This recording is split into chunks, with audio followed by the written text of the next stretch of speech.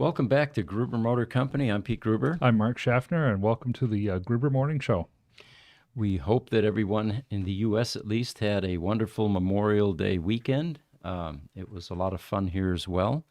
And those of you internationally, I'm sure you have your own holidays. Let us know when you have those, and we'd be interested as well. By all means. Looking forward to a good day today. Lots of news and stuff to get to. Thinking maybe we can go ahead and start by getting to it. Okay. Well, real quick, before we jump into it, just let them know I'm going to jump in front of the camera and fix Instagram. Okay. All right. Here comes Richard. He's going to fix Instagram. And usually when that happens, you guys see the back of his head. Are we good, Richard? We are all set. Thank you. The image behind us, again, it is a AI-generated image of a newsroom, and we're really enjoying finding these, creating the appropriate prompts. And what was amazing with this one was I actually generated like a dozen of them and then picked the best ones. We've got another one for tomorrow for the Roadster Roundtable. So one of the things that we were going to lead with was there's a lot of controversy swirling around this, but this sudden acceleration claim with Teslas has been brought forward in the past, of course, many times. And NHTSA has the NHTSA, National Highway Traffic Safety Administration. I like NHTSA. It's much easier to say. Yes, I like NHTSA too. You gotta keep talking into your mic. You're looking in. Okay, away. all right. Turn it a little closer. So NHTSA has conducted 200 different crash tests or examinations of these crashes, and they've concluded that the incidents were due to user error. Now, as I said, there's some controversy that's swirling about this, and I'm sure more information will be coming out. But this particular article I found interesting because someone commented and said that just based on these complaints, that they foresee some senator in the U.S. pushing a bill to require Teslas to have four-pedal driving to, quote-unquote, protect the vulnerable. And they will work something like this. There will be pedal number 1 will be the forward pedal. Pedal number 2 will be the backward pedal. Pedal number 3 shows alerts on the screen with a loud audio warning.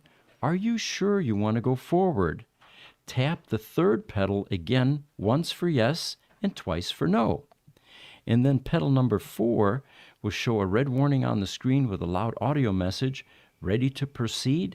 Now, press pedal number 1 to continue or pedal number 2 to cancel. And of course, all the training for this maneuver will be required to be provided by dealerships to protect the vulnerable. Well, and I hope this guy is not stealing the thunder or some senator. Who's already been thinking about it. So that's a great idea. I don't have to write anything now.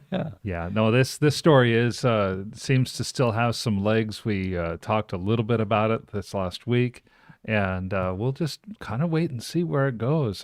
There seems to be still some more chatter on the press about this. And, these allegations go all the way back to ICE vehicles. The gas pedal got stuck. Therefore, I rammed through your restaurant, Yeah. The biggest one I can remember was personal experience we were talking about last week. I was sitting in a dental chair having my teeth worked on. And fortunately, the dental hygienist was sitting on my right because the car, a Toyota, came in on my left and ended up about a foot from my feet. So we're talking about through the all the landscaping. First of all, curb landscaping, glass front building, crashed through that, and then ended up just a foot or so from your dental chair. Yeah, and in my case, it was parking lot.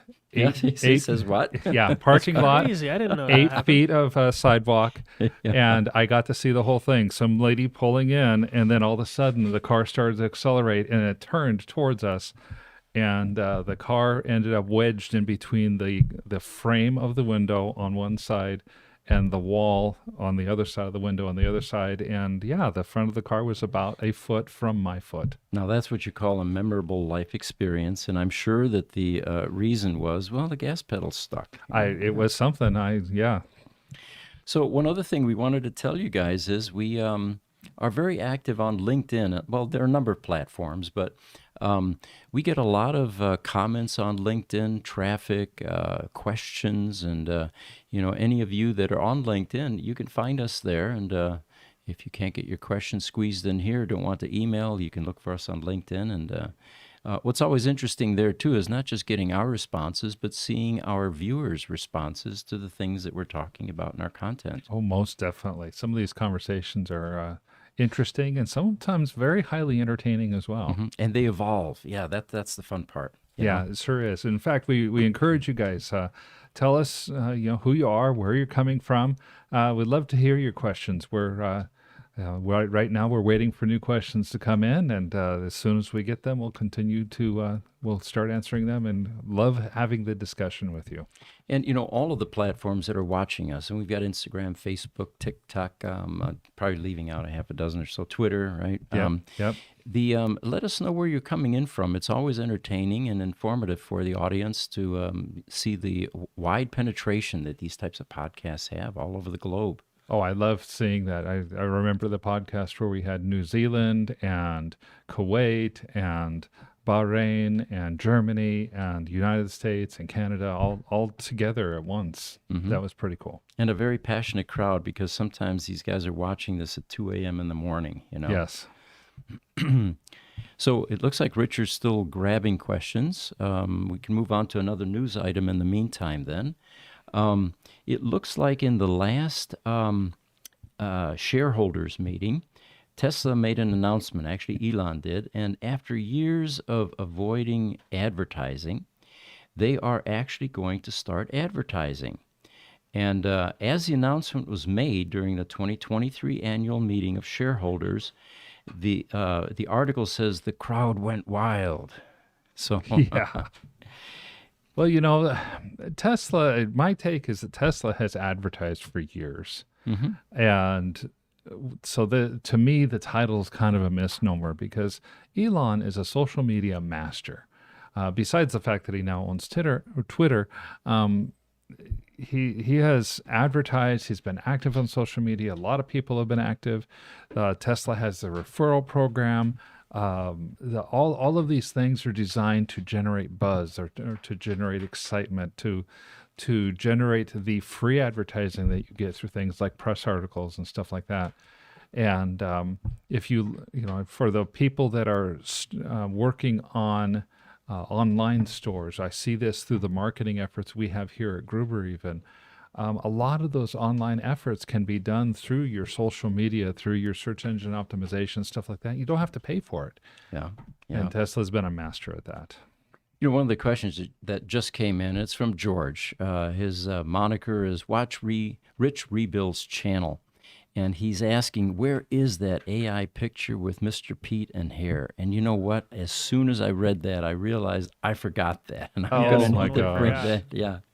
So We will get that. Yeah, we'll bring that Thursday then. But he thought that would be the background show display today. That would be a good one, wouldn't it? That would be a good one. It looks like Erwin Geiger. He says, good morning and best wishes from Switzerland. Good morning, Erwin. Thank you for joining us. Yeah. And then we have Pit 63, who is also watching from Taiwan at 1:07 a.m. A very dedicated audience member. Thank you for joining us, Pit Very 63. much thank you. Yeah. And then George is asking with Watch Rich Rebuilds Channel, and we have to plug that every single time because Rich doesn't get enough attention in social media, so we need to give him a little bit more. But he says, what are your thoughts on Ford getting access to half of Tesla's superchargers in 2024? Hang on to that thought, George, because we've got a whole section here to talk about that, and that's great information. It's great information. We definitely have some thoughts on that as well. From PIGKLB, it doesn't say what platform that's coming in, regarding the sudden acceleration. He says, seems to be the nut behind the wheel in a vast majority of cases. I think that's true too. We'll see how that one evolves and develops. My personal belief is that it'll probably settle down and go away over time. So Also, during this Tesla 2023 annual shareholders meeting, Elon announced that the company is working on 2 new products. Can you guys pop up a picture of that new Tesla vehicle? And the reason we like this picture is well, those of you active on social media, you see an enormous amount of speculation. What will this vehicle look like? And Tesla keeps teasing us with this black silhouetted, type image with no detail other than the silhouette of the top. Well, you know what? We work with AI, so I thought, let's ask AI what it thinks. Maybe it knows more than we do, and it came up with this image. And if you look at it from the side, it looks very much like that black silhouette that Tesla keeps teasing us with. So I thought, well, this is cool. I threw this out there on Facebook. And I'm telling you, this is the most popular image that we have ever posted on Facebook. On one site alone, there were up to 184 likes now, which is unprecedented for us, Wow. And but anyway, that would be cool. As everybody says, of course, some people are speculating. There's no way those are $5,000 wheels. How are you going to put that in a $25,000 car? And if you look closely at the image too, either Tesla has developed their design to the next level and made invisible door handles until you walk up to the car, or AI didn't think anyone needed to get in the car, because if you look very closely, you can't see a door handle there. Well, you notice that you really can't see much of a steering wheel or anything else. So AI may have thought that dark tint on the windshield would also be a wonderful idea. It looks great, but would not be very legal here in the United States. Good point. So Elon also hinted that this next generation Tesla EV, oh, by the way, the other thing was Model 2. Tesla has not confirmed that it'll be called Model 2, but a lot of our audience speculated how this would fit into the sexy lineup. And if you put the 2 in front of sexy, it becomes too sexy. Oh, there you go. That's something I have wondered myself, and that, yes. Can't take credit for that. That was our audience that was coming up with that. So they plan to build this next generation car, Tesla, at the Gigafactory, Mexico. And they plan to produce over 5 million units annually of this vehicle. And then Giga Mexico, by the way, is going to have a larger footprint than Giga Texas. So to date, it will be their largest manufacturing facility. Very cool. That is absolutely amazing. And to be even larger than the Texas facility and their Shanghai facility, which is just simply massive. Looking forward to seeing the cars that come out of there. So I got another story to weave into this. Saturday morning, I was here. There was a Tesla Roadster coming in from San Diego. And you can't always predict when the transporters want to drop off the car, because they're in the business of having a route. Right. And, they sometimes have to insert a weekend delivery into that route, or they have to get a hotel room and their margin drops, and, it's expensive. So we accommodate them. I mean, we've been here Saturday mornings, Sunday evenings. It doesn't matter. We will receive the Roadsters as they come in. So there was a gentleman that showed up 10 o'clock Saturday morning and had a big transport out in front of the car. We were able to get the car off, and as we were chatting, I said, so I detect an accent. Where are you from?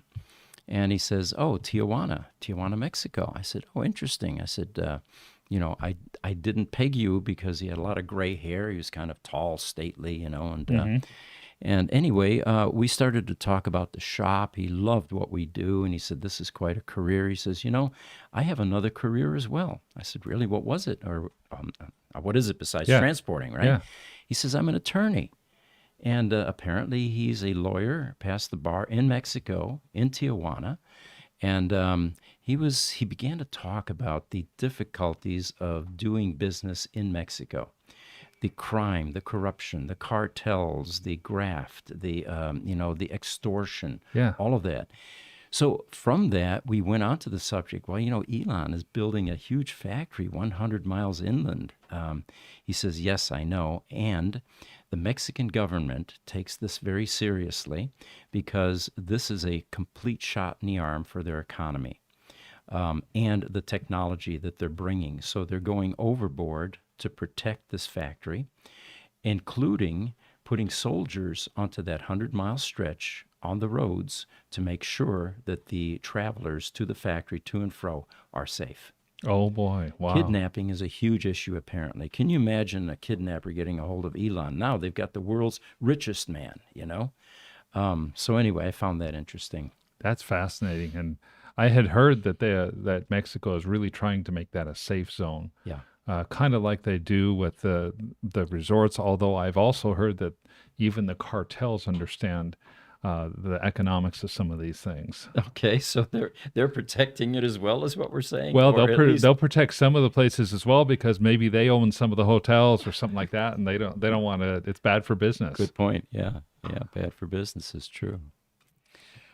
All right, we've got some more questions. Yes, we do. On George from Watford Tree Builds channel. Love your cheese, Irwin. Swiss cheese, all right. You had to throw that in there, right, George? Oh, yes. Oh, yes. And then, of course, Irwin was Swiss cheese. TikTok user with a whole bunch of numbers. Did the 3 Roadster auction end? Oh, good question. Yes, it did not end. Actually, it got extended. What we're finding is, oh, by the way, let me back way up here. There are a bunch of people that are talking about this, the whole world actually. There are magazines, all of that. We are not an auction house. We are a free matchmaking service for Tesla Roadsters. And I want to emphatically point that out. Free meaning we have accounting and marketing involved in escrow issues, lots of expense and time and title handling, right? That's right. We have social media, a webmaster that is putting these cars out there and maintaining that portion of the site. And then the tech support that takes place. People don't just simply send in their submission form. These cars get listed, posted, and boom, end of story. There's an enormous amount of tech support on both sides. The sellers, where do I price it at? How does this work? And on the buying end, what do I do once I get it? And then even after they buy it, there's still tech support that takes place. So this free is free to the buyer and to the seller. Now you compare that to an auction house, please, all right? They're going to take $7,000 to $10,000 of that sale between the buyer and seller. We charge nothing. It's free. It's a free service to the Roadster community that we are generously willing to share. Yes, and this isn't really even an auction. It is a sale between 2 private parties. Yeah, and we call it make offer, all right? There are 2 types. There are 2 ways to sell your Roadster. One is fixed price, and then the negotiation once it takes place, and we do our matchmaking, the dating service thing, the buyer and seller talk about price. And oftentimes we don't even know what it finally sold for or care. Our job was to get it listed and unite those 2. And then we have a second provision, which is make offer. And that's for these types of cars where you have no comp value. We have no idea what 3 0-mile Roadsters are going to sell for. We had no idea how much a VIN 13 Roadster with 894 miles was going to sell for. So in that case, we suggest make offer. Let people place bids on this. And then from there, we again step out of the way. Exactly. And we feel like in order to properly do the service for the seller, it's our job to go out and advertise these things on the social media channels, on the podcast like we're doing today, and reach out to those people who may be interested as buyers to let them know that it's out there.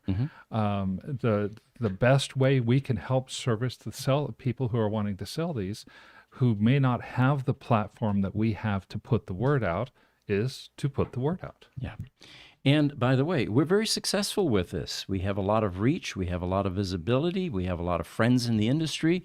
There are just over 400 pre-qualified Roadster buyers currently in our database, which grows constantly, that we send these listings to give them early warning, and then it goes out on social media. And oftentimes these cars sell before they even get to social media because somebody in that group of 400 pre-qualified Roadster buyers is interested in picking up the car. Yeah, most definitely. And the unusual nature of the first of its kind barn find roadsters that we have today have made these particular three cars and the parts of the fourth car, and now that we have found found out that those exist as well. It's a wonderfully evolving story. It really is. Yeah. It's a great story, and so that's why we're seeing so much of the press on this, and we're starting to see just this morning some of the national press here in the United States, such as Fox, and we saw that Fox News has picked this up, and there's a Fox article that I saw published earlier today. One of our associates, Greg, gave an article to you and me, Pete, and we put that out there, and so it's a wonderful thing. It's been kind of a cool ride to watch this thing evolve. The story itself has become as big of a thing as the roadsters themselves to us. But you're right, Pete. This is only us being a matchmaking service. One seller, eventually one buyer. They're making offers. And it's not like eBay auctions where you have the make offer option. It is simply a sale where somebody is making an offer. Yep. And the final upshot in this is this can only benefit the Roadster community. Do you guys have any idea where the pricing for your cars is going to go as we get three of them selling for $1 million plus? Oh, yeah. This is going to drive not only the pricing, but the global interest in these cars, which has also been missing. How many people, had been completely familiar with the Tesla Roadster? This type of visibility is good for everybody. By all means. To answer that original question, what has happened in the meantime is there were large bidders that wanted to see the cars. Problem is in China, to get to the dock requires a permit, and the permit application could be anywhere from 24 to 48 hours. So you got a 20-hour plane ticket to get there. Then you got to hole up somewhere for another 2 days before you can even get to see the cars. So what the sellers have decided to do is two things: extend the bid until this Friday, and then move the cars to Dubai, which is a free zone. And from there, anybody that wants to see the cars can just simply go there that same day and look at the cars. Well, and some of the questions about tariffs would be answered if the cars are in Dubai as opposed to being in China as well. Oh, and that's been a broiling controversy. There's so much speculation that there will be tariffs and there will be huge costs, and but yeah, you're right. That will solve that. Once they're in Dubai, then we're done with that tariff issue. Yeah, because then there won't be any question about sellers who don't want to bid because they're afraid the cars are going to have some sort of tariff slapped on them. Even though my contention still is that these were made in the USA Autos. They reside in China. They may have been owned by somebody who was Chinese at one point in time, but they are no longer. I do not believe there's going to be tariffs on this, because tariffs, basically by definition, are something that applies to an item that's newly manufactured. And I think some people may be confusing the word tariff with another type of a charge that could be applied. So that's customs possibility charge or too. whatever. So at this point, no, the three Roadster auctions did not end. The sellers are in communication with some of the high dollar bidders, and it'll be interesting to see if these cars are when they sell. We don't know for certain at this point whether they're going to come back to the United States. Of course, that's all also dependent on who buys them, where they're located, and where they'd like them shipped. Correct. And a lot of questions about, well, where can I get a battery? What do I need to do to make it operational? And we're just kind of shaking our heads and saying, why would you want to do that? The instant you make this car operational and begin to put miles on it, all of your equity begins to evaporate.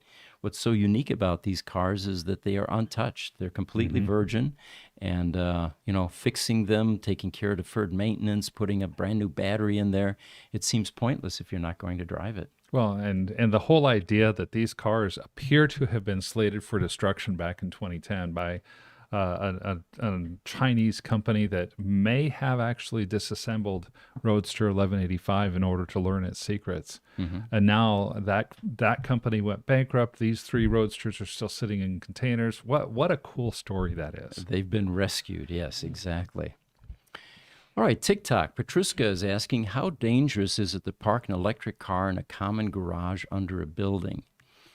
We're assuming here that that there is a risk for a battery fire. This is typically what that type of question alludes to, and it comes out of a number of things, like this most recent overcharging of a Tesla Model S battery, whose software had been hacked in order to hide a warning from Tesla's battery management system that this battery should not be charged beyond 50%. Yes, that type of a car could catch on fire, and if it's in your two-car garage, your house could go with it. A common garage under a building, I was just at a resort actually this weekend. They're usually concrete, and I'm not sure that there's going to be much risk there because it definitely will burn, but with that much concrete, it'll probably be contained. Well, and I think there's a lot of fear, uncertainty, and doubt amongst people who don't know about electric cars very much. I've read stories and heard about places like apartment buildings that restrict parking of electric vehicles in their garage, in their common area garage because they don't want the car to catch on fire. The reality is these cars catch on fire far less than an ICE vehicle does. We've talked about this several times. The overall statistical chance of an electric vehicle, Tesla or not, catching fire is somewhere around 0.3%.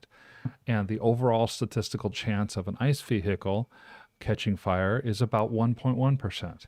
So which would you rather have parked in a garage? Maybe we should have the garages ban ICE vehicles instead. I'm glad you remember those statistics. We have a video out there on YouTube for those of you that want the rest of the story, and you can't miss it. The thumbnail basically says, why do EVs catch on fire more, or something like that, when in fact they really don't. Looks like Instagram, Midio Everything is saying, I applied for the Tesla Tech position. No word yet. Please assist. I will check with the shop to see where that application is. Thank you for pointing that out. By all means. And then George from the Watch Rich Rebuilds channel, in reference to the AI Model 2 and the one piece of glass from back to front. He said that would be a crazy glass replacement job. Boy, would it. Yeah, good attention to detail. You're looking for the granular stuff on this AI picture. By all means. And he continues and says, the EV haters will call the Model 2 the Model Poo. Okay. Oh, yes. A lot of double meaning there. Yeah. LinkedIn, Alexei Rachev, he says, is Tesla open to collaborating to supply an electric skateboard? We made a cool prototype based on the Tesla Model S. Getting a hold of Tesla for stuff like this is extremely difficult. What I would suggest to you, Alexei, is get this thing visible on social media, of course, especially Twitter. And Tesla people will see it. And if anybody really sees this as a breakthrough design, you'll get the attention that you're looking for. Mm-hmm. But as far as phone numbers and contact points, it's very hard within Tesla. On Facebook, Charlie Fouguet asks one of the questions that we haven't heard in a while. Not today. But we've heard it today. What's up with the sunglasses indoors? Well, we've got that FAQ that we're going to be putting on the website soon. And that's right. Yeah, that's one of our hallmarks here is we're kind of like the Blues Brothers. We wear cool sunglasses for videos and for our podcasts. And actually, if you've noticed, we have guests, and our guests wear sunglasses as well. Yeah, I think in more ways than one you could say they've seen the light. Yeah, which, by the way, leads me into another news item. Thursday, not tomorrow, but the day after, Farzad Mesbahi will be joining us. Mm-hmm. And Farzad is a YouTube influencer. He's very active. He's in the EV community. He even worked for Tesla for a number of years. He started there in 2017 in Bethlehem, Pennsylvania, and he helped ramp up their parts distribution network in the U.S. and overseas. He left in 2021, and after a successful build-out of their network as a program manager. Most currently, he's been creating content on YouTube, Twitter. He has a fashion line, and he's finding time to write a book.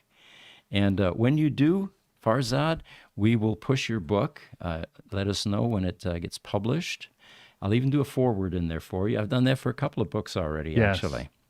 But he will be joining us Thursday, and I find Farzad to be one of those passionate, knowledgeable people that is fluent on a wide range of EV subjects. You know, a lot of us have a fairly narrow scope of expertise. And whereas I find that Farzad, it should be an interesting interview because we're going to be able to cover many different topics, and your questions will get answered appropriately. I'm really looking forward to that interview with Farzad. Watched a little bit of his stuff on YouTube so far, and he's a fascinating individual. TikTok, Dane Absil222 sent us a rose. Thank you very much, Dane. Thank you very much. And Petruska on TikTok has responded as well to the comment about parking in a garage. But what happens if the car does catch fire? Is there no way to stop it? It is lots of water to cool the battery. In the case of a home fire, it would be nice if a tow rope would be able to be attached to the car to drag it outside to get the house fire under control. But the sad part about lithium-ion battery packs is they are very difficult to put out, and they will burn on their own schedule, not the fire department. So you'll have lots of fire. Yes, and it is very difficult to put out. Now, Jesse, I'm going to ask if I just put a picture into the images folder moments ago. I've been kind of looking at this. You got it. If you can get and pull up that picture called Prom, this will satisfy some of the people in the audience. George, here comes your picture of me when I was 17. This was junior prom. There we And go. Look at that hair. And, this was during the hippie era. Most of my friends had much longer hair than this, but I was part of a religious group that didn't allow very long hair, so I had to keep it trim. But if you'll notice in this picture, I'm standing there with Bonnie Witherite, one of my early girlfriends, and I waited until the last few days to get my tuxedo. And of course, there was a run on tuxedos because all the high schools were having their proms, right? Of course. So this was all they had left. So I got this shiny metallic jacket with high water pants, and the only shoes I had to go with a black tux, I was poor, was brown wingtip shoes. So I wasn't exactly making a fashion statement here, but I was able to go to the prom with hair, and Bonnie and I had a great time. That's a great picture of you, Pete. I laughed when I first saw it, and it's classy. That's and the avocado green carpet. It just shouts 1960s. Yes, that was 1968 to be exact. So YouTube, Ronald Leckfor says, do you see Gruber Motors branching out into franchises of your battery and Tesla car services? Not this year, Ronald. We're still struggling with getting manpower, getting people trained on how to work on these cars, and it's a moving landscape. Eventually, we can see ourselves scaling and possibly franchising, but not this year at least. And what typically happens in our world is, especially with Tesla Roadsters, people realize that their service options are very limited, and cars get transported. They get transported all over the United States.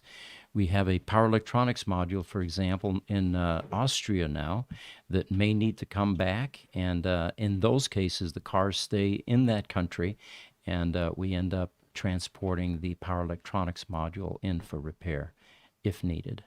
You know, I've seen that one of our service features is the fact that somebody can pay to transport their car to us have us do the repair on the battery or the power electronics module and transport the car back to them for less, and oftentimes far less, than what they can do if they go to a Tesla service center and have the same service done, both in terms of time and in terms of dollars. Yeah, we had one that one that came in from San Diego. The San Diego Tesla Service Center and Torrance are no longer accepting roadsters at this point, and they've consolidated that into Long Beach. Right.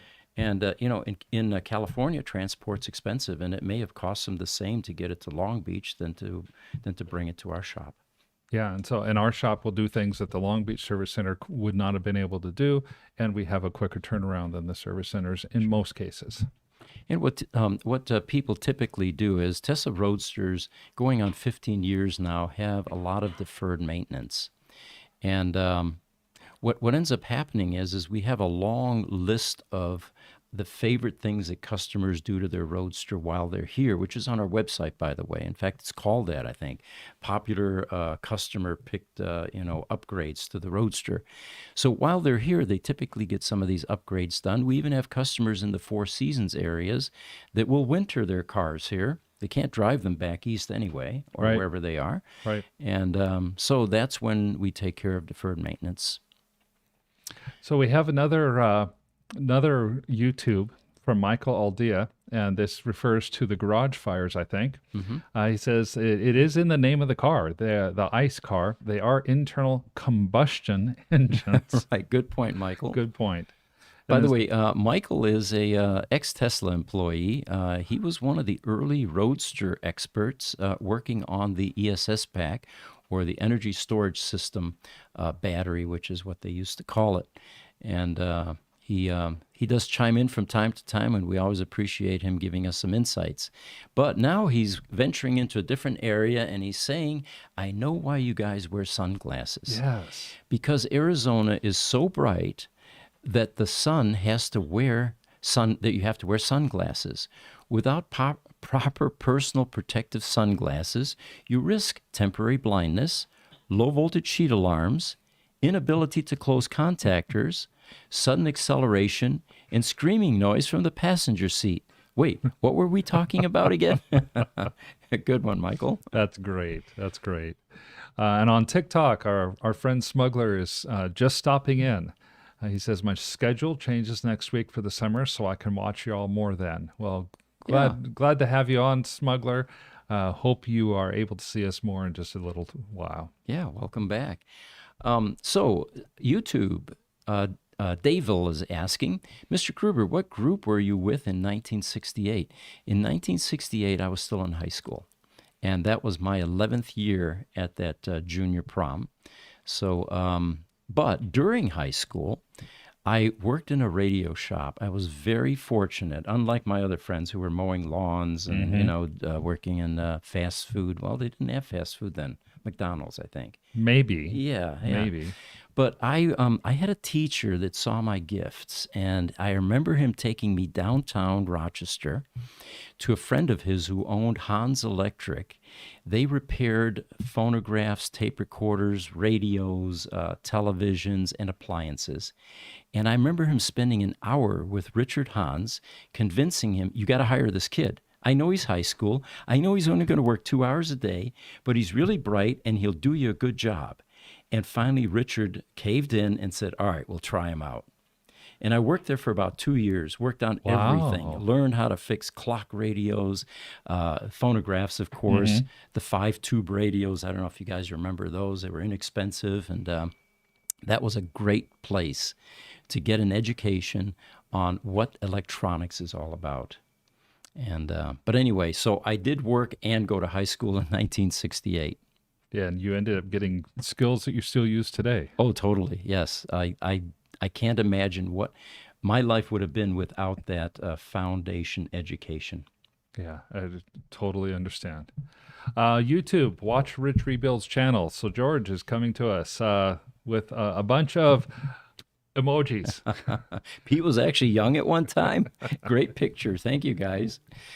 And then we've got YouTube, Ronald Leckfor. He asks, wouldn't using liquid nitrogen be better to put out a lithium battery fire? That's something that the fire departments have not tried, to my knowledge at least. They usually use, foam, then they used halon, then they use Right. CO2, and they're thinking incorrectly here because it's not reducing oxygen that's going to put out this fire, because that lithium ion pack is creating its own oxygen. Right. So cooling it down is definitely the best way to go. That's where liquid nitrogen may come in. Yeah, to me, the theory seems to be sound. On one hand, you are removing oxygen because you'd be replacing it with nitrogen, but more importantly, you're replacing it with something that's about minus 275 degrees that would rapidly cool down that particular battery pack. I think the challenge is, have you ever had a fire department that has the capability of storing, transporting, and utilizing liquid nitrogen? Right. Yep. I think that would be a challenge. So TikTok, political dissident, says, the smell of tubes warming up in the winter. Now there's somebody that's familiar with this. What would happen, of course, is if you didn't use it for a while, dust would build up on the tubes. Yes. And as those heated up, because they have filaments inside, Yes. and that's the other reason that when you first turn it on, you don't get sound for about 15 seconds or so until those tubes warm up and do their thing. But yes, that is definitely a memory that I share as well, is the smell of dust burning off the tubes as you warm up and all. Speaking of this, and I got to mention this, there's a bad auction right now. And there's a controversy raging out there now. Do PEMs need to be rebuilt? Do you proactively do something to PEMs? And there's some wild opinions floating like, nah, just wait till it fails. Well, if you wait till it fails, the parts aren't made anymore. And when they fail, oftentimes they burn. Like the power boards. Yeah, You've got yeah. 400 volts DC at 400 amps. And when something goes awry and you short that out, you're going to get some fireworks along with that. Well, one of the comments made was, well, you don't need to do anything to that PEM because, until it fails. I have a radio at home that's 100 years old and it's still functioning fine. I'm just shaking my head. First of all, vacuum tubes do not last more than 2 to 3 to 5 years. Right. And filter capacitors, a 100-year-old cap isn't a cap anymore. It is a massive resistor Yeah. with B plus voltage on it in the hundreds of volts that is going to be very unhappy with a resistive load, So, but anyway, I had to insert that. So carrying on here. Oh, by all means, my electronics experience is very limited compared to a lot of the people out here, compared to yourself, Pete. I do happen to have worked a lot with tube amplifiers, though. My daughter's a professional musician, and as she was growing up, the way to get the best possible sound for a guitar amplifier is to go back to the vacuum tubes. So, for example, a Marshall. A Marshall will usually use anywhere, depending on the size of the amp, you may have as many as 8 vacuum tubes sitting in that thing. So they're still made, even today, they're still common out, especially in the music and the audio genre. So I have a little bit of experience with that and can totally relate to the idea of these tubes. 12BA6 in the preamp sections. Oh, These are yes. smaller tubes, Oh, yes. right? Small 9-pin tubes. And then in the output sections on your guitar amps, you typically have 6V6s, which are much larger and run much hotter. Yes, definitely, and they do tend to go out after a couple of years. Oh, totally.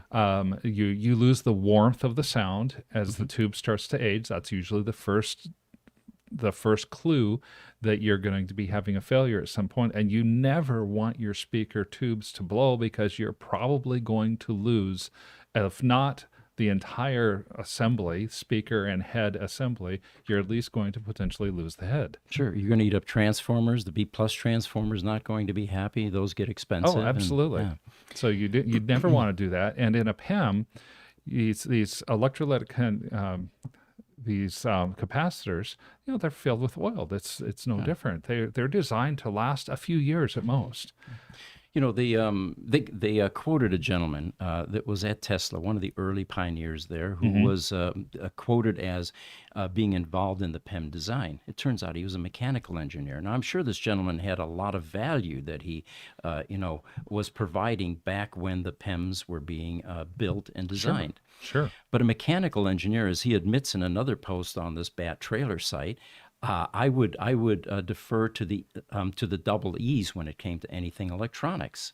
He was involved in the metal and the plastics. Right. But again, look at our website. A power electronics module in a Tesla Roadster is a giant three-phase inverter.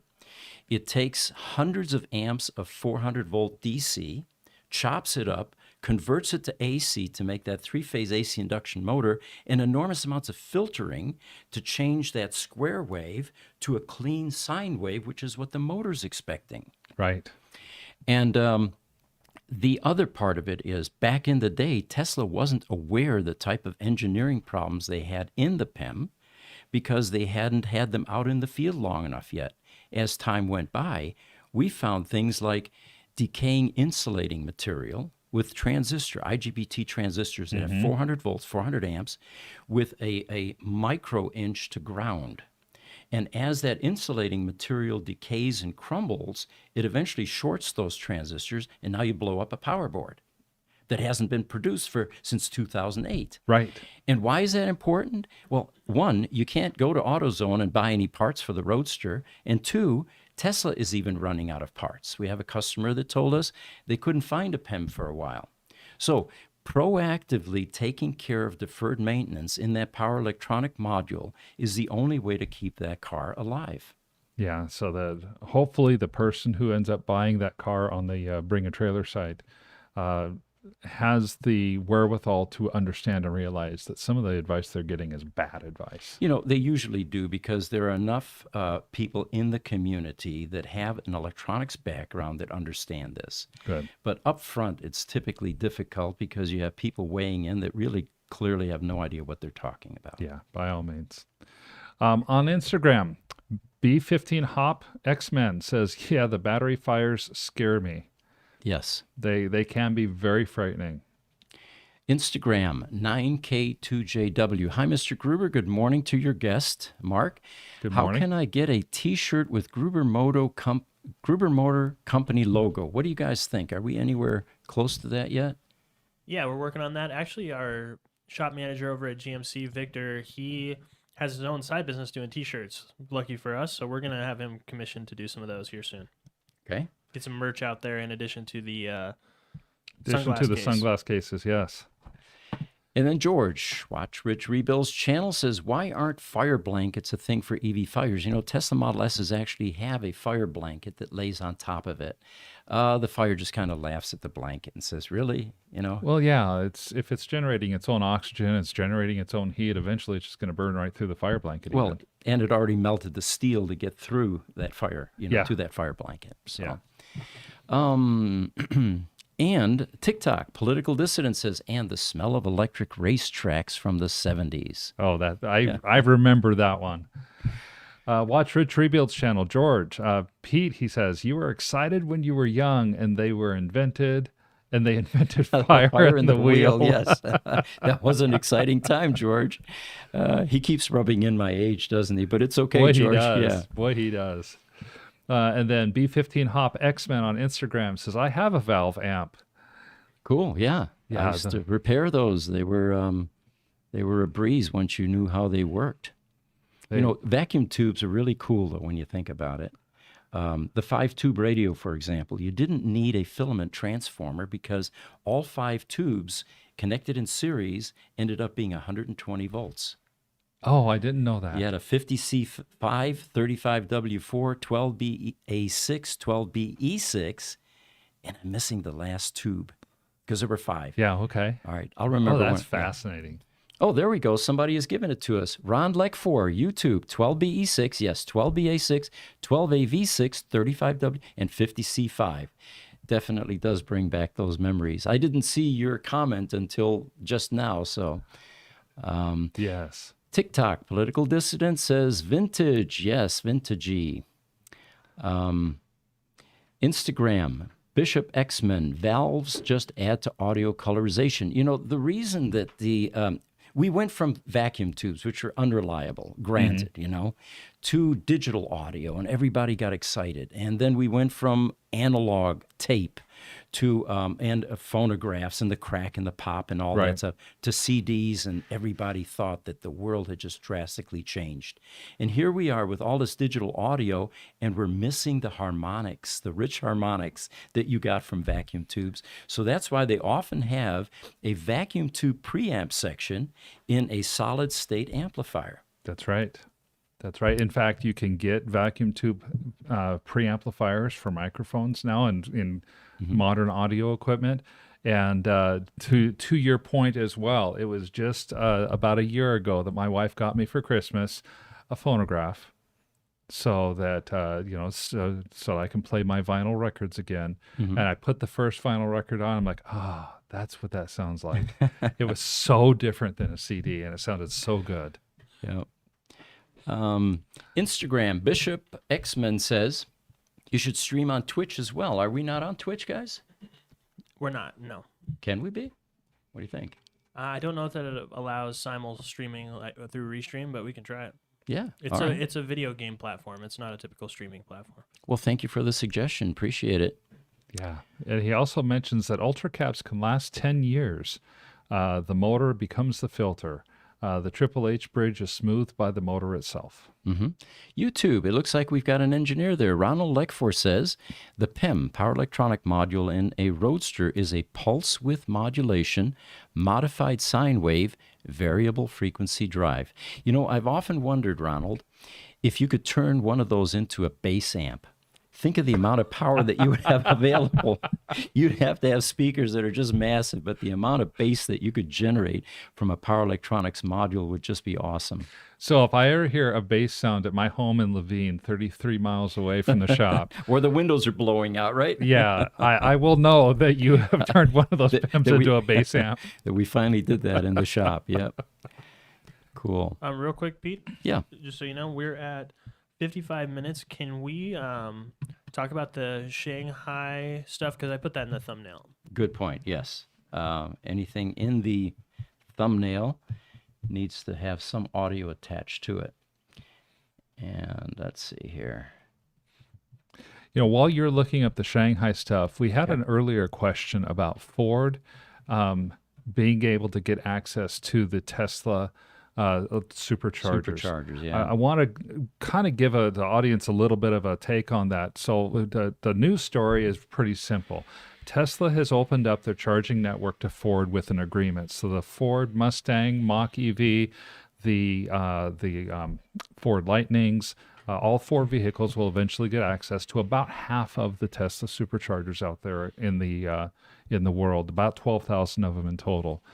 My take on it is, this is to me, it's a kind of a masterstroke by Tesla. It's a good thing, yes. It's a great thing. Tesla is going to further enhance the idea that they want their connector to become the standard. Tesla is going to grab all of that electricity revenue. The Tesla chargers are a cash cow for Tesla right now. Sure. And they're only going to become more of that. What better way to enhance your business than to get one of your main competitors to constantly be buying stuff from you? It's almost like the people who are in the printer business. You buy an inkjet printer for $40 and you use it, and 500 sheets later you need more ink, and guess what? That ink costs $45. Right. So Tesla's doing the same kind of thing there. I think it's great, and it fits in with Tesla's goals. Yeah. Their goals are not just to be a car company. Their goals are to electrify the world. So in that sense, it doesn't matter who it is that's charging on their charging platform. They want to use their platform as fully as possible. It gives them additional funds to build out their network, which then also helps the Tesla motor, Tesla drivers as well, because they have even more accessibility to Tesla chargers at that point. When the Tesla Model S came out and they were starting to develop the superchargers, a lot of people were confused. How can they do this for free? How can they offer free supercharging? And of course, everybody looking at it said, oh my God, this can't last. Obviously, there are lease costs for the facilities, and these aren't in cheap, backward places. They're in high-end malls. Oh, yeah. They're taking up valuable land and parking spaces, right?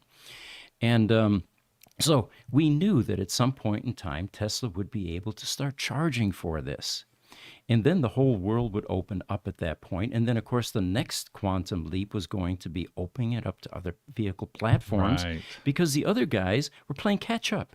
They didn't have time to develop their charging infrastructure. They're struggling with just developing their service delivery infrastructure. So how convenient is it for them to just simply use a Tesla connector and say, well, go use a Tesla charging station? And now Tesla has this massive revenue generating opportunity all over the globe that is going to monetize these charging stations and eventually create an entire hub of kind of like the gas stations, where you not only get your fuel there, but you've got a convenience store attached to Oh, that. yes, absolutely. And who knows what comes next? Movie theater, swimming pool, who knows? Whatever makes sense at that point. Right. To me, the people that need to be more worried about Ford and Tesla pairing together for charging on Tesla chargers is, Dodge and Yeah. Chevrolet and Polestar and Rivian and all the other EV makers who don't have access to that network. Right. Because Ford suddenly has a nice, great network, plus they have access to the Blinks and Electrify Americas and Voltas and ChargePoint, et cetera, et cetera, et cetera. Absolutely. A couple more questions, and then we can get into that, the China connection. TikTok, political dissident. I wonder if we'll ever see DC fast charging at home. I don't think it's out of the realm of possibility, because the only difference is instead of feeding AC into the car, you've got an AC to DC power supply. Yeah, I think there'll be some potential infrastructure improvements that would have to be made in the electric grid itself, I think, to get a lot of DC charging at home, but I could see it in the future. YouTube, Dable, to learn and be entertained with the perfect amount of humor with amazing men's voices. Thank you both for an awesome show. Love the professional interaction with all. Well, I really appreciate the high compliment. That's very cool. Thank Quite you. a compliment. Yes, thank you. Political dissident, TikTok says nuclear base. Yeah, that would be Yeah, about there you right. go.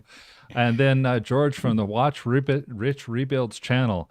Can I get a T-shirt with Pete's graduation picture on it? If that could become a thing. Yeah. These guys are shaking Yeah, their we head could do back it. there. We can make that. I'll have to check with Bonnie, though. I think she's living in Florida these days. Make sure that. Yes. So Dave says, I hope they constructively widen out their advertising also. Yeah, they'll stumble a bit initially, but I think so. The other thing that's going to improve a lot is, as we have mentioned in a number of videos, actually, one of the reasons that the media doesn't treat Tesla very kindly at all times is because they don't spend hundreds of millions of dollars in advertising. Right. It's very difficult for these media outlets to disparage one of their big paying advertisers. So they tend to select the people that aren't advertising. I think with this new funding for advertising, the media may even treat Tesla a bit better these days. There's possibility. There's definitely possibility. Jiminy Stack has joined us on Facebook today. Hey, Jiminy. Hi. He says Tesla doesn't make extra money on their superchargers. They sell depending on local power rates. Jiminy, I'm going to take your word for that. You've been a great contributor to our show. And I have to admit that the Tesla that I have is not one that I've used with a supercharger as of yet. So I don't know what the local power rates are. The 2012 that I drove had lifetime free supercharging, so it was something I never had to deal with. Well, that'd be very generous of Tesla if they actually did operate at a break even for their superchargers. Definitely would. And then George from Watch Rich Rebuilds channel says Tesla is only giving access to Fords on superchargers that are off the beaten path I've heard and that. ones that aren't that busy. Nobody is saying that in these articles.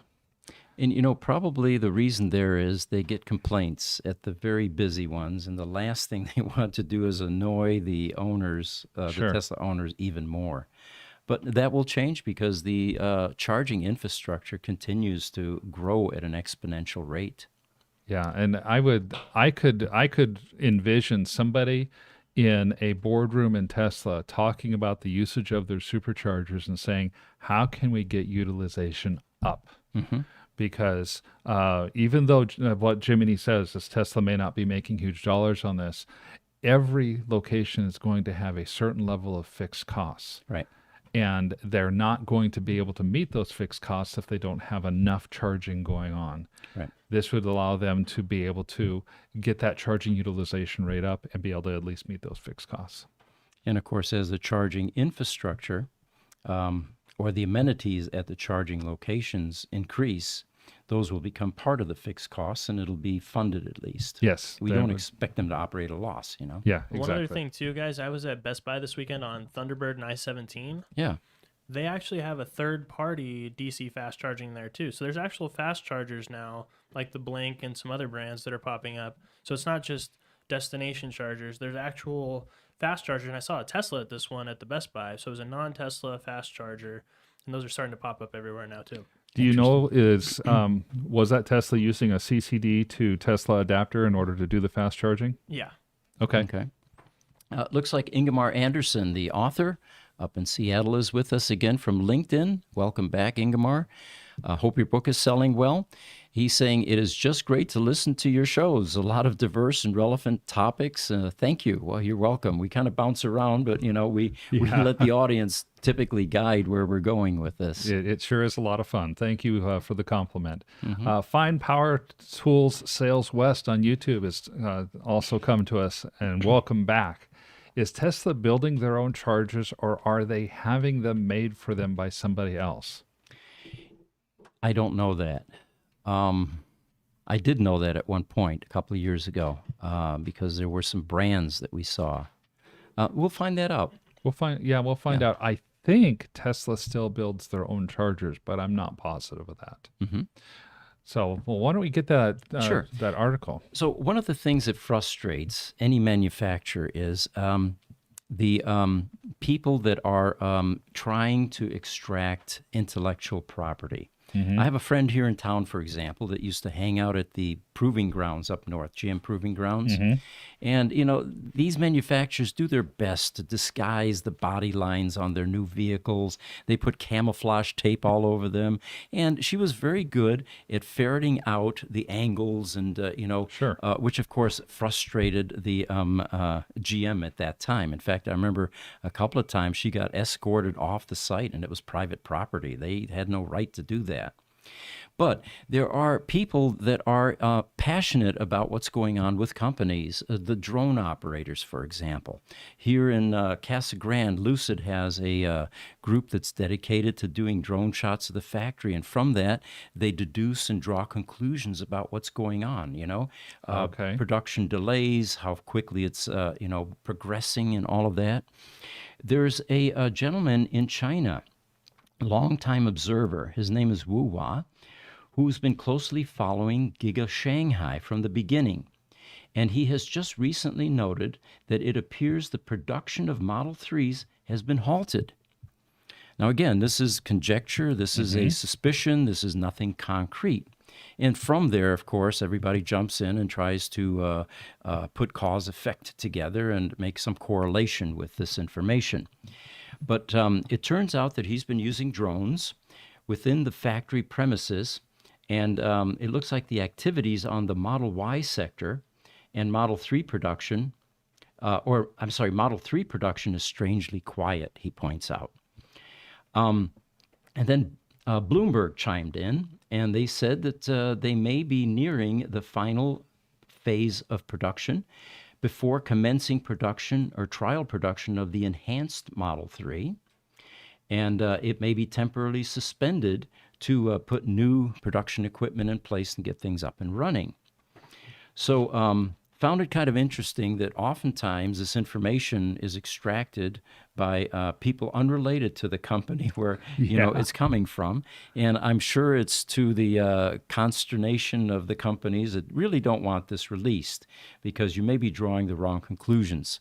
But they feel that this is a positive step because they feel that Tesla is doubling down on China, and it is also going to build a second Shanghai factory. Which I thought was remarkable. The Megapack storage products. Now, bear in mind, this is at a time when the relationship between the countries is beginning to get compromised. And but what we're finding is that private industry, people like Tesla, or companies like Tesla, are doing just the opposite. They're trying to grow and develop those partnerships. By all means, the Model 3. There's a project that's rumored to be out in the world. They call it Project Highland, and that is the code name that Tesla has given for Model 3 updates. So there is a project that is rumored to be out there. These updates to the Model 3 are going to include an upgraded powertrain, interior and exterior design changes, not just cosmetic, but potentially fairly significant ones. Things like fewer components, possibly even using some of these Gigapress type of assemblies in a quicker and reduced cost assembly process. Even rumors of possibly including a structural battery pack in the Model 3. Really? So there's a lot of rumors going on about changes that are up and coming to the Model 3. There are pictures that have been taken for the first time of Model 3s that have the front and rear covered on the car so that people can't see what changes are actually being made. So there is some smoke there. There's there's something going on, and this simply adds to that intrigue and adds to that particular story. For the Shanghai factory. My take on that is, the Model Y became the world's best-selling car this year. It's true. Q1 of 2023. That's right. So there's a bunch of Model Y cars being sold. A bunch of those Model Y cars are being sold in China. In fact, almost 150,000 Model Ys were sold in China from January through March of this year. That makes China a market almost the same size as the United States to Tesla. So why wouldn't they want to continue to expand and grow their business there? Sure. Now I realize that the structured battery plant that he's talking about building is more along the lines of the stationary power batteries that are hold a couple of megawatts worth of energy each. We talked about one of these a few weeks ago. They're converting one of the plants. I don't remember if it's Lathrop or over in Nevada to another one of these plants. But these plants can also serve to help do battery assembly for the vehicles, especially if they have the 4680 cells, which is something that's also being manufactured in China. I guess Elon is expected to visit the Tesla Shanghai factory later this week. And, Tesla, it says in this particular article, enjoyed a period of booming car sales in the world's biggest automobile market.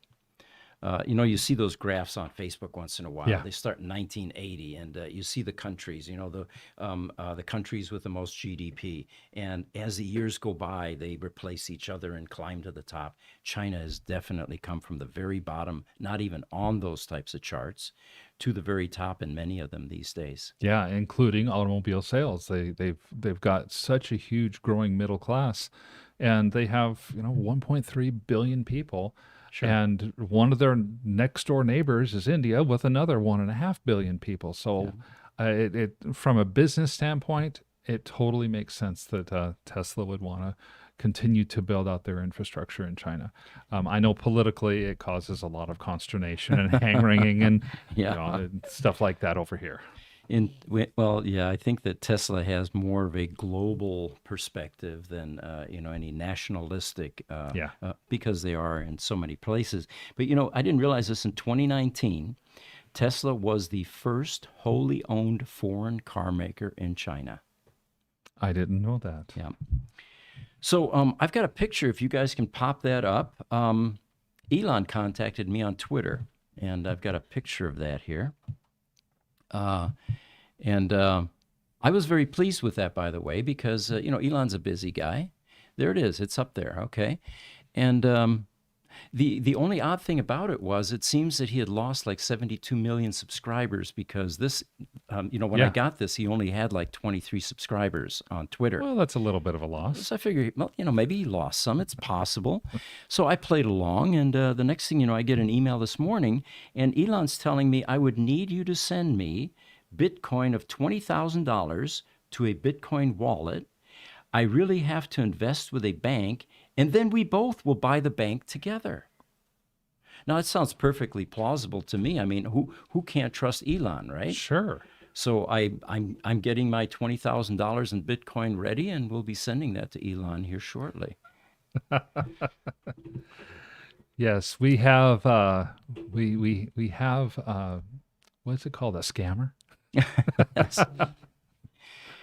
Yeah, some of Lots of those scams these days. some of the things that they have are just highly, highly humorous. Just very. It's very funny. entertaining. It definitely is. So are we going for a wrap here, guys? I think we lost our question screen. we've got more than a few questions.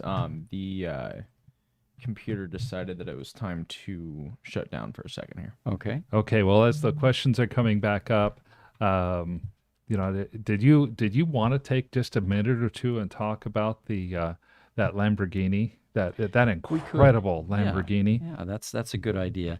I have been not very supportive of Lamborghini ever since they realizing that they're in the EV world now, and they need to quickly pivot and transition. They ended up coming out, their first dipping of toes into the water is a hybrid Lamborghini. It's going to be a glorified Prius with the Lamborghini name on it. So the other day, I noticed that Supercar Blondie was in some cool European piazza location, cobblestone streets, and she was unveiling a car called the Terzo Millennio, which, by the way, in Italian means third millennium. Yes. I had to look that up, though. I wish I could have figured that out, But this Terzo Millennio, we got to pop that picture up, guys. There are two versions. Let's get the one with a clean background first. And she was saying that this is a 100% Lamborghini EV. And I thought, my God, they're vindicated. They are back in my graces. They are scrubbing or maybe making a hybrid, but this is the one that's going to sell. But then I did a bit more research. It turns out that this Terzo Millennio was a joint development effort between Massachusetts Institute of Technology back in 2017. The students there basically did this design for Lamborghini, and the final version on this was described as Maurizio Reggiani stated, and he was the Lamborghini contact, that the car is more of a thinking box than an actual production car. He also stressed that the car does not suggest that the company will be producing vehicles powered solely by electricity.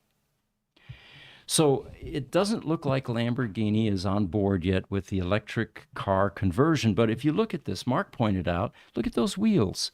What they're attempting to do there, according to Supercar Blondie, is replicate electrical coils. And they actually illuminate.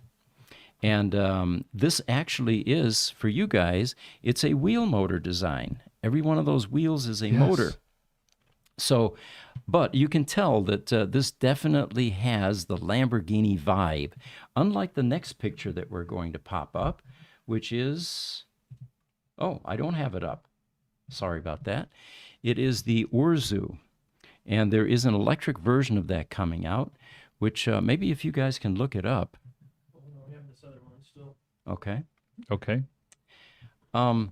It's tough for any of these supercar manufacturers to make a four-door after building nothing but two doors all their time, or to get away from the angular design and make a sedan. It's always a mistake, it seems like. Now, you have other manufacturers like BMW that have a variety of cars, and they've been making these for decades. But a manufacturer like this, It was a different car. This is What is it called? try Urzu, URSU, and then there was an electric version of that was supposed to be coming out. But the point here being is it's going to be tough for any of these manufacturers that have a strong following, a strong brand recognition, to switch over into a completely different sedan type design because it just won't fly. In my opinion, anyway. I'm not going to buy it, you know?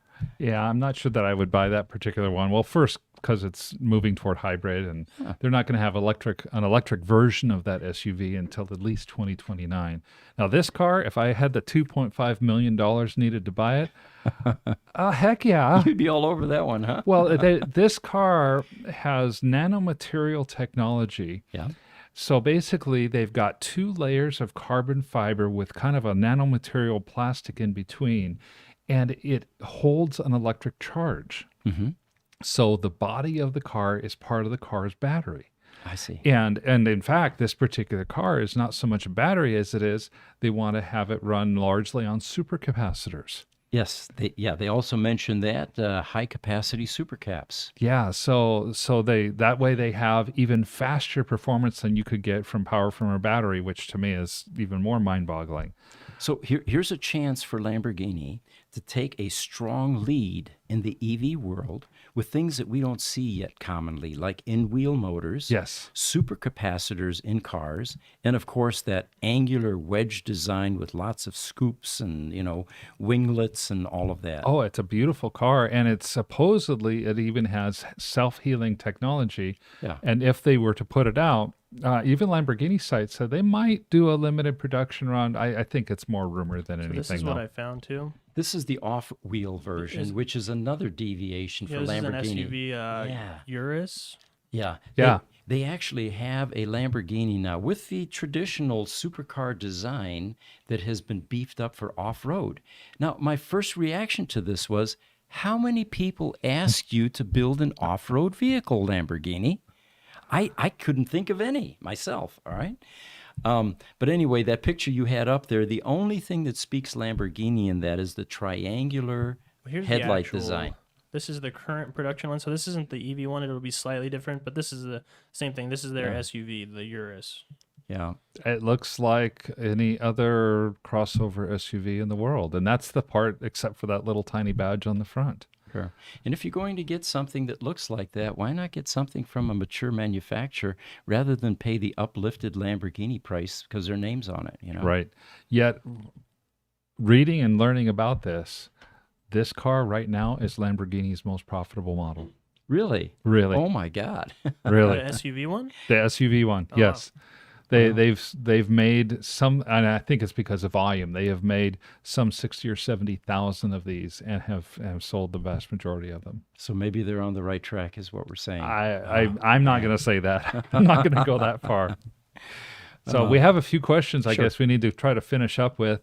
George from Watch Rich Rebuilds channel. He says next, Elon while leasing FSD and collecting even more data from Ford cars. But what do I know? Good point. Ronald Lector says a 100-watt GE iPower op amp would make a much better bass amplifier. Just add a preamp stage and plus or minus 80-volt filtered DC power supply with 3-amp current capability. What would be even cooler is if we could take some of this type of technology and replace the PEM in the Roadster. Yeah, That would solve some problems. That all sounded like a different language to me. Same. I think Aaron and I are both just bewildered at this point. It's double E talk. And then there's Davel. He says, interesting. What are their fees to charge? As Jiminy pointed out, it varies based on location and electrical costs.